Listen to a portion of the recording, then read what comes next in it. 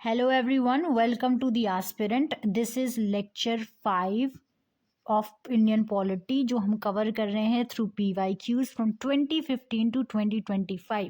इसके पहले 2 वीडियोस और आ चुकी हैं which will include your president, everything, the ordinance making power of president, the pardoning power of the president and the emergency powers. और emergency की powers के through we have covered the whole topic line to line, the powers, the majorities, everything.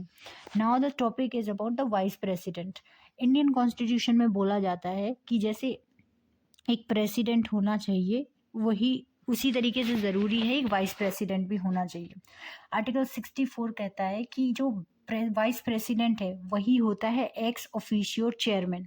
What is ex officio chairman? मतलब by the virtue of being the vice president वो automatically जो होता है राज्यसभा का chairman होता है. ठीक है. आर्टिकल 65 बोलता है कि जब प्रेसिडेंट की 5 हमने चीज़ें पढ़ी थी जहाँ पे प्रेसिडेंट की डेथ की वजह से, दूसरी चीज़ थी हमारी जब प्रेसिडेंट रिज़ाइन करता है, इम्पीच होता है और प्रेसिडेंट किसी वजह से कहीं बाहर जा रहा होता है किसी और रीज़न से, तो जो वाइस प्रेसिडेंट है वो प्रेसिडेंट की तरह एक्ट करता है. कितने मंथ के लिए? ओनली 6 मंथ्स के लिए. और विद इन 6 मंथ हमें प्रेसिडेंट का इलेक्शन करवाना पड़ता है. द थिंग इज़ कि जब एक्सपायर हो रहा हो ना टर्म, तब वाइस प्रेसिडेंट नहीं आ सकता है प्रेसिडेंट की पोजीशन पे, क्योंकि तब प्रेसिडेंट ही कंटिन्यू करता है जब तक एक नया प्रेसिडेंट ना आ जाए. आर्टिकल 66 में बोला है इलेक्शन. अभी देखो हमने देखा था कि जो प्रेसिडेंट का इलेक्शन है वो only elected members of legislative, elected members of the MLAs of Lok Sabha and Rajya Sabha and elected members of Delhi and Puducherry union territories. लेकिन यहाँ पे जो इलेक्शन कराते हैं only the MPs of both the houses of the parliament, चाहे वो इलेक्टेड हो या नॉमिनेटेड हो. तो ये डिफरेंस हो जाता है, ओनली पार्लियामेंट करती है. जो टर्म ऑफ ऑफिस है इसका 5 साल होता है. वाइस प्रेसिडेंट का ओथ एंड अफर्मेशन भी दी गई है कि जब वो ऑफिस में आएगा तो वो बोलेगा I will faithfully discharge my duty, I will obey the constitutional provision etcetera. फिर वो आर्टिकल 70 के अंडर देखो डिस्चार्ज ऑफ प्रेसिडेंट फंक्शन, जब वो प्रेसिडेंट के फंक्शंस को डिस्चार्ज करता है तो उसको वही पावर और प्रोसीजर प्रेस्टीज मिलती है जो कि एक प्रेसिडेंट को मिलती है. और उस टाइम पे वो अपने जो चेयरपर्सन होता है ना राज्यसभा का, वो एक टाइम पे वो फंक्शन करना बंद कर देता है. Only he act as a president. और आर्टिकल 71 में बोलता है matters related to do with the elections. जब भी मैटर्स या फिर कोई कॉन्फ्लिक्ट है कि वाइस प्रेसिडेंट का इलेक्शन नल एंड वॉइड है तो वो सुप्रीम कोर्ट डिसाइड करेगा. और उसकी जो कंडीशंस हैं सेम है प्रेसिडेंट जैसी, कि अगर कोई जो MP है या MLA है या फिर कोई लोकसभा डिसॉल्व हो गई है उस टाइम पे आपका जो इलेक्शन है वो कंटिन्यू हुई रहेगा, डजेंट मैटर. और जो भी उसने एक्ट किए हैं उसके हटाने के बाद वो एक्ट क्या नहीं होंगे, नल एंड वॉइड नहीं होंगे. तो ये जो चीज़ है वो प्रेसिडेंट जैसी ही है. तो इलेक्शन उसका डिफरेंट है पर जो एक्ट्स किए गए हैं उसके द्वारा वो सेम ही हैं जैसे प्रेसिडेंट का है. क्वालिफिकेशन क्या है? 4 क्वालिफिकेशन चाहिए.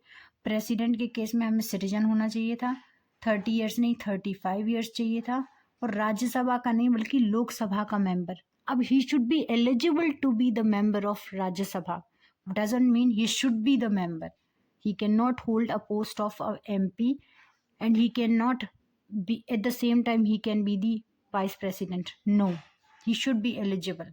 No office of profit, कोई भी ऑफिस ऑफ प्रॉफिट जो डिसीजन मेकिंग उसकी हैम्पर करे. 20 इलेक्टर्स और 20 प्रपोजर्स. जैसे प्रेसिडेंट में 50 इलेक्टर्स एंड 50 प्रपोजर्स चाहिए थे, यहाँ पे हमें चाहिए 20 प्रपोजर्स एंड 20 इलेक्टर्स. यहाँ पे 15,000 की सिक्योरिटी जो कि RBI को डिपॉजिट होती है. और जो ओथ दिलाता है कौन दिलाता है वाइस प्रेसिडेंट को? प्रेसिडेंट. और प्रेसिडेंट को कौन दिलाता था? CJI. आप प्लीज़ वीडियोस रेफर करो. अब अमेरिकन और इंडियन वाइस प्रेसिडेंट में क्या फ़र्क है? देखो JD वेंस का नाम तो अभी सबने सुना होगा एरिका कर्क के केस में, चार्ली कर्क. तो डिफरेंस क्या है हमारे वाइस प्रेसिडेंट में? ही remains in office until the new president assume charge, not for the unexpired period, maximum 6 month. तो हमारे यहाँ क्या होता है ना कि ओनली 6 महीने तक ही हमारा जो वाइस प्रेसिडेंट है वो प्रेसिडेंट की पोजीशन पे रह सकता है, ना कि उस टाइम तक के लिए जिस टाइम, जैसे सपोज अमेरिका में क्या है 4 इयर्स का प्रेसिडेंशियल सिस्टम है. और जो ट्रम्प था, उनका इम्पीचमेंट हुआ 2 साल में, तो उसका टेन्योर कितना रह गया, 2 ईयर्स रह गया। तो जो वाइस प्रेसिडेंट आएगा उसकी जगह पे वो 2 साल के लिए कंटिन्यू करेगा। पर इंडिया में क्या है कि अगर कोई भी, पहली बात तो कोई प्रेसिडेंट अभी तक इम्पीच नहीं हुआ, अगर हो जाता है तो 6 महीने के अंदर अंदर अगर वाइस प्रेसिडेंट आया भी है तो उस 6 महीने के अंदर अंदर हमें इलेक्शन कराने पड़ेंगे प्रेसिडेंट के। दूसरी चीज़ है वैकेंसी, और क्या क्या ग्राउंड्स हैं रिमूवल के। पहली तो बात है कि उसको रिमूव किया गया है, ठीक है। जो ग्राउंड है रिमूवल का वो मेंशन नहीं है कॉन्स्टिट्यूशन में। जैसे प्रेसिडेंट के रिमूवल का ग्राउंड मेंशन है कि violation of the constitution, vice president का ग्राउंड मेंशन नहीं है। और ये जो इम्पीचमेंट प्रोसेस स्टार्ट होती है वाइस प्रेसिडेंट की, ये केवल राज्यसभा में हो सकती है, और जो प्रेसिडेंट की थी वो राज्यसभा और लोकसभा कहीं भी हो सकती थी। 14 डे का नोटिस वहाँ भी चाहिए था, यहाँ भी चाहिए। वहाँ पे स्पेशल मेजोरिटी से होती थी दोनों हाउसेस में, यहाँ पे इफेक्टिव मेजोरिटी से होती है। मतलब वैकेंसी आप कंसिडर नहीं करोगे। अगर राज्यसभा में कोई वैकेंसी है सीट्स की, आप उनको हटा के उनकी मेजोरिटी देखोगे कि कितने लोग एग्री हैं। और लोकसभा में सिंपल मेजोरिटी से री एलिजिबल भी होते हैं इलेक्शंस के लिए, कि आप बार बार इलेक्शन होल्ड कर सकते हैं। तो ये थे हमारी कुछ चीज़ें वाइस प्रेसिडेंट के बारे में, ठीक है।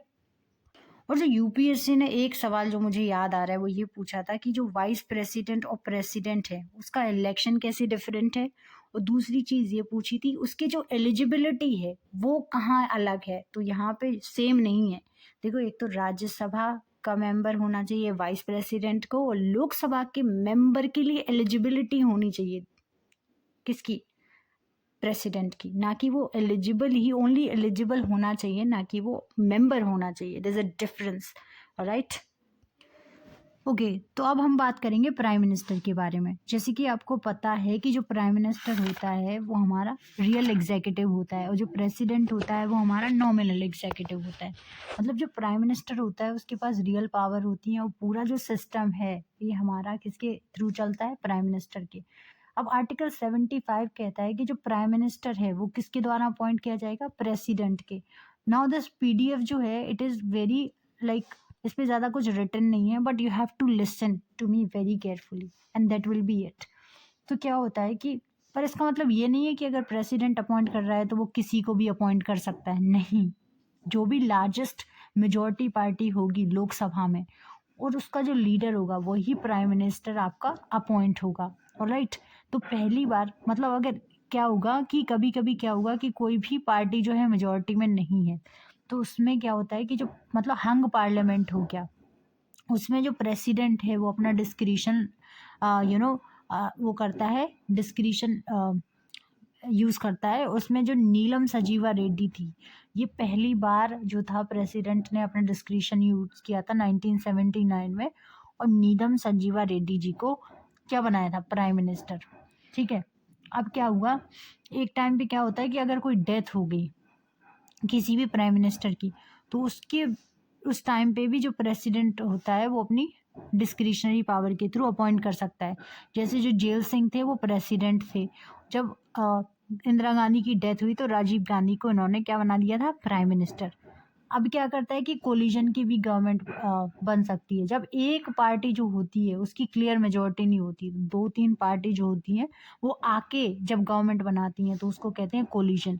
अभी एडीएल का जो केस है ना, एंटी डिफेक्शन लॉ 10 शेड्यूल, वो हम पढ़ेंगे डिटेल में, क्योंकि क्या क्या आया राम गया राम क्या है, एंटी डिफेक्शन लॉ सही है कि नहीं है, representation of people act of 1959, ये सारी चीज़ें हम पढ़ेंगे। बट अभी हम बहुत जल्दी जल्दी में ये चीज़ें ख़त्म कर रहे हैं, बस इतना ही आपको इसमें जानना है। दूसरी चीज़ क्या है, ओथ लेते हैं। देखो, जब भी प्रेसिडेंट ओथ दिलाते हैं ना प्राइम मिनिस्टर को, तो वो क्या करता है कि वो कहता है मैं true faith and allegiance to the constitution of India. दूसरी चीज़ कहता है कि सोबरानिटी एंड इंटेग्रिटी फॉलो करेंगे और बना के रखेंगे, करते हों या ना करते हों पर वो ओथ जरूर लेते हैं, ठीक है। और क्या बोलते हैं, faithfully and conscientiously discharge the duties of office. और क्या कहते हैं कि they will not do any favour in anybody, in any favour of anyone, no favour or no affection or will, या फिर कोई गिफ्ट एक्सेप्ट नहीं करेंगे, बोलते हैं बस। टर्म क्या होता है, टर्म कोई फिक्स नहीं होता है। जब भी मेजॉरिटी पार्टी जो है उसकी जो अगर मेजॉरिटी नहीं है, कॉन्फिडेंस नहीं है, तो वो जो होती है सरकार गिर जाती है। अभी क्या होता है कि प्राइम मिनिस्टर जो होता है वो क्या करता है कि मतलब 1 सेकंड, अगर अपोजिशन पार्टी ने कहा है कि ये जो सरकार है ये मेजॉरिटी में नहीं है अब, तो तुरंत के तुरंत नो कॉन्फिडेंस मोशन पास होता है। अगर नो कॉन्फिडेंस मोशन पास हो गया है ना, तो वो सरकार को रिजाइन करना पड़ जाता है। और ये भी कहता है कि जो सैलरी होगी वो पार्लियामेंट डिसाइड करेगी, और जब तक वो ऑफिस में रहेंगे तो उनके डिसएडवांटेज पे वो सैलरी नहीं कम की जाएगी। अब ये खुद ही सैलरी डिसाइड कर रहे हैं पार्लियामेंट में, तो कैसे ही करेंगे। पीएम का जो रिलेशन है वो काउंसिल ऑफ मिनिस्टर से क्या है, जो पीएम होता है वही बताता है कि देखो पीएम को जो है अपॉइंट कर दिया प्राइम मिनिस्टर ने, अब पीएम की रिकमेंडेशन पे उसकी काउंसिल ऑफ मिनिस्टर अपॉइंट होती है। तो ये रिकमेंड करता है नाम की भाई इसको लेके आओ मेरी काउंसिल में। ये जो होता है रीशफल्स द पोर्टफोलियोज, जैसे होम मिनिस्टर है वो हमेशा क्यों अमित शाह को बनाता है, क्योंकि बड़े दोस्त है अच्छा। एंड जो चिराग पासवान है इज दिन द फूड एंड प्रोसेसिंग। तो इस तरीके से जो पोर्टफोलियोज होते हैं उनको रीशफल करता है। वो क्या करता है कि वो रिजाइन और एडवाइज द प्रेसिडेंट। जब भी जो मिनिस्टर है वो अगर फॉलो नहीं कर रहा है पार्टी की पॉलिसीज, तो प्रेसिडेंट से बोलता है इस मिनिस्टर को हटाओ, बाहर फेंको। और क्या करता है कि वो डायरेक्ट करता है, कोऑर्डिनेट करता है एक्टिविटीज़ किसमें, काउंसिल ऑफ मिनिस्टर्स में। और अगर उसने रिज़ाइन कर दिया, प्राइम मिनिस्टर ने रिज़ाइन किया, तो पूरी काउंसिल ऑफ मिनिस्टर अपने आप रिज़ाइन हो जाएगा। लेकिन अगर काउंसिल ऑफ मिनिस्टर के एक मेंबर ने रिज़ाइन किया तो बस वो वैकेंसी क्रिएट करेगा एक मेंबर की, जो कभी भी फुलफिल हो सकती है। पर अगर प्राइम मिनिस्टर ने रिज़ाइन किया तो पूरी की पूरी काउंसिल ऑफ मिनिस्टर को रिज़ाइन करना पड़ जाता है, क्योंकि वो लीडर है मेजॉरिटी विनिंग पार्टी। अब क्या है कि आपको ये बताना है, जैसे एमपी है कोई, विदाउट अगर वो एमपी नहीं है, मतलब एमपी नहीं है एक इंसान, तो क्या वो पार्लियामेंट में बैठ सकता है? यस, गिवन कि वो 6 महीने के अंदर अंदर किसी ना किसी हाउस की मेंबरशिप ले ले। अब रिलेशन क्या है प्राइम मिनिस्टर का प्रेसिडेंट के साथ, वो क्या कर सकता है, वो पूरी की पूरी इन्फॉर्मेशन जो होता है प्रेसिडेंट वो प्राइम मिनिस्टर से ही लेता है। जैसे आर्टिकल 74 में बोला गया है कि एक जो there should be a council of minister होगी, जिसका जो हेड होगा वो प्राइम मिनिस्टर होगा, और वो क्या करेगा, प्रेसिडेंट को एडवाइस करेगा कि क्या क्या करना चाहिए। तो ये प्रेसिडेंट को एडवाइस करने के लिए है।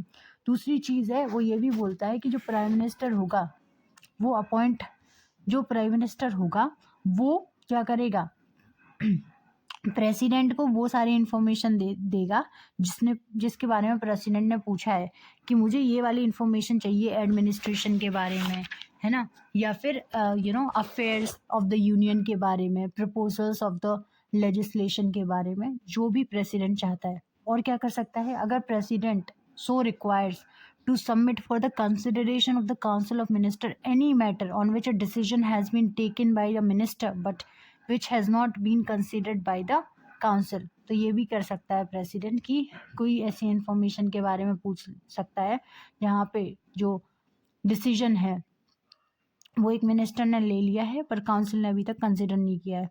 ठीक है, और क्या कर सकता है वो कि एक सेकेंड, और जो प्राइम मिनिस्टर होता है he is appointed by the president. और मैंने अभी बताया कि प्रेसिडेंट के बाद जैसे प्राइम मिनिस्टर अपॉइंट हुआ, वो प्राइम मिनिस्टर जो होगा वो एडवाइस करेगा कि भाई ये सारे लोग क्या करेंगे, ये सारे लोग मेरी काउंसिल में हैं, अब आप इनको अपॉइंट कर दो। और ये भी बोला जाता है कि जो प्राइम मिनिस्टर होता है प्लेजर ऑफ द प्रेसिडेंट पे ही रहता है ऑफिस में, और जो काउंसिल ऑफ मिनिस्टर्स हैं वो कलेक्टिवली रिस्पॉन्सिबल रहते हैं किसको, only Lok Sabha, not Rajya Sabha, only Lok Sabha, क्योंकि वो लोकसभा के ही मेंबर्स हैं। आर्टिकल 78 क्या बोलता है कि ये बोलता है to communicate to the president all the decision of the council of minister to about the administration of the affairs of the union and proposal of the legislatures. तो ये जो हमने यहाँ पे पढ़ा था ना, काउंसिल ऑफ मिनिस्टर किस तरीके से जो प्रेसिडेंट का रिलेशन है प्राइम मिनिस्टर के साथ, वो आर्टिकल 78 में दिया गया है कि फर्निश इंफॉर्मेशन, कोई सा भी है रिकमेंडेशंस, या फिर पूरा कम्युनिकेशन चैनल ही दोनों होते हैं एक दूसरे के। और क्या करता है ये प्राइम मिनिस्टर क्या करता है, वो एडवाइस करता है प्रेसिडेंट को कि आप attorney general of India appoint करो, controller and auditor of general of appoint करो। यूपीएससी के जो मेंबर्स हैं वो भी इन्हीं की एडवाइस पे होते हैं, ना कि प्रेसिडेंट अपनी डिस्क्रिशन के बात करता है। और क्या पावर्स है, ये क्या करता है कि एडवाइस करती है जो काउंसिल ऑफ मिनिस्टर और प्राइम मिनिस्टर है कि प्रेसिडेंट से कहती है कि अब आप क्या करो, हाउस को समन करो, सेशन स्टार्ट करो, हाउस को ख़त्म करो, मतलब प्रोरोग करो, लोकसभा को डिसॉल्व करो। और जब भी पहली बार जनरल इलेक्शन होता है, तो जब लोकसभा इलेक्ट होके आती है, तो जो प्रेसिडेंट होता है वो आर्टिकल 87 88 के अंडर क्या करता है, लोकसभा को और राज्यसभा दोनों हाउसेस को क्या करता है, एड्रेस करता है। उसमें वो क्या करेगा, प्रेसिडेंट जो करेगा वो गवर्नमेंट की जितनी भी पॉलिसीज हैं वो इंट्रोड्यूस करेगा। तो ये भी करता है ये, ठीक है। अदर पावर्स और फंक्शंस क्या हो सकते हैं, वो अदर पावर फंक्शंस देखते हैं, ठीक है। He is the chairman of NITI Aayog. अब आपको पता है नीति आयोग जो है प्लानिंग कमीशन को रिप्लेस करके नीति आयोग लाई गई थी, तो चेयरमैन ऑफ नीति आयोग। और क्या करेगा वो, दूसरी चीज़ वो होता है ना, वो फॉरेन पॉलिसी में भी बहुत सिग्निफिकेंट रोल प्ले करता है। जब भी आपने देखा होगा कि जो हमारे प्राइम मिनिस्टर हैं हमेशा ही फॉरेन टूर पे रहते हैं, ठीक है। Crisis manager in chief at the political level during emergency के टाइम पे ये क्या होता है, क्राइसिस मैनेजर भी होता है। और लीडर ऑफ द नेशन होता है, जो हर एक अपनी जो इंडिया है उसका जो इंटरेस्ट है वो प्राइम मिनिस्टर मोदी ही रिप्रेजेंट करते हैं फॉरेन कंट्रीज़ में। And he is the political head of the services. जो भी होता है उसके कहने पे ही होता है, वो पूरा का पूरा जो पॉलिटिको एडमिनिस्ट्रेशन होता है ना कंट्री का, वो इसी के अंडर ही होता है। किसके अंडर, प्राइम मिनिस्टर के, और यूएसए में प्रेसिडेंट के under.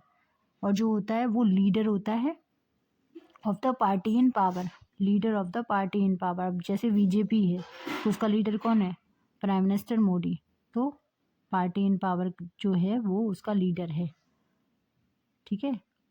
Are we like understanding or am I just saying it, ठीक है। ऑल राइट, देखो फ्रेंड्स, अभी ये जो वीडियो होगी ना वो बहुत लंबी हो जाएगी, और काउंसिल ऑफ मिनिस्टर्स अच्छे से पढ़ना बहुत ज़रूरी है। थोड़ा सा लिंकेज हम बनाएंगे, तो ये वाइस प्रेसिडेंट और प्राइम मिनिस्टर पे ही हम अभी ख़त्म करते हैं। काउंसिल ऑफ मिनिस्टर जो है पार्ट 6 में पढ़ेंगे। दूसरी चीज़ ये है कि ये जो, तो अब हम जो काउंसिल ऑफ मिनिस्टर्स होंगे और पार्लियामेंट्री सिस्टम जो होंगे वो हम एक साथ पढ़ेंगे। उसके बाद हम पूरा पार्लियामेंट के बारे में पढ़ेंगे पार्ट 6 में, जहाँ पे हम parliament what is it, parliament क्या है, नो कॉन्फिडेंस मोशन क्या है, Lok Sabha Rajya Sabha delimitation commission, speaker of both the houses of parliament, Lok Sabha और राज्यसभा की similar functions, what are the different functions, और कब लोकसभा राज्यसभा डिसीजन बनाती है ना। बहुत सारी चीज़ें हैं जो हम पार्लियामेंट के एक चैप्टर में पढ़ेंगे। एंड आई थिंक ये पूरी जो वीडियो होगी, पार्लियामेंट का बहुत बड़ा चैप्टर है, but the video will be only one. I promise I will give every previous year question with video I will give, but it will take time. So promise to subscribe this channel if you want to see it, and happy study. Thank you.